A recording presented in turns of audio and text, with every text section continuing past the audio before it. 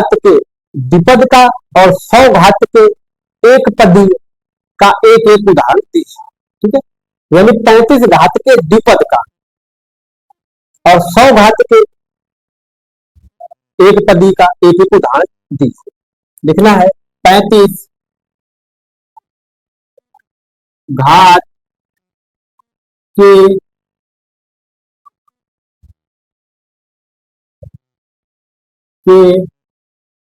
द्विपद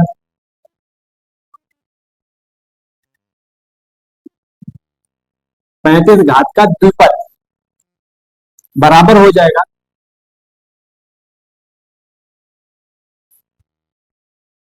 x की घात 35 plus 7। x की घात 35 प्लस 7 यानी द्विपद, यानी 35 घात का द्विपद हो गया। जिसमें दो पद हो वही हमारा द्विपद कहलाएगा।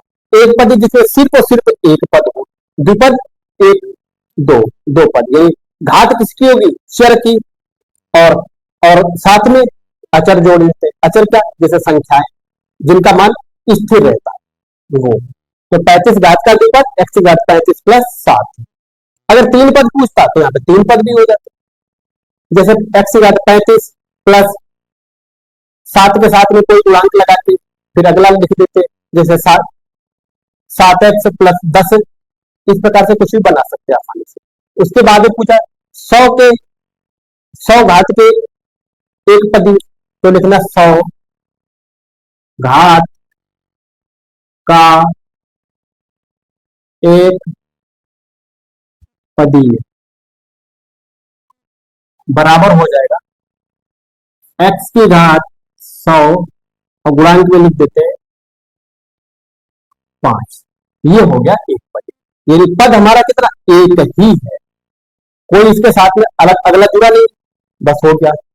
यानी 100 घात का एक पदी यानी 5x की घात 100। 5 ना लिखे फिर भी कोई, ठीक है, फिर भी कोई वो नहीं है कि गलत होगा, नहीं 5 लिखोगे फिर भी सही, इसके साथ में 10 लिख दो, 20 लिख दो, कोई सही, या सिंगल x की घात 100 लिख दो, कोई दिक्कत नहीं। तो 100 घात का एक पदी 5x की घात 100 या 10x घात 100 या 20x घात 100, ये हो जाएगा। कुछ भी आगे लिख सकते हैं। अब इसको आगे लिख, लेकिन एक एक ही पूछा, कोई सा एक लिख।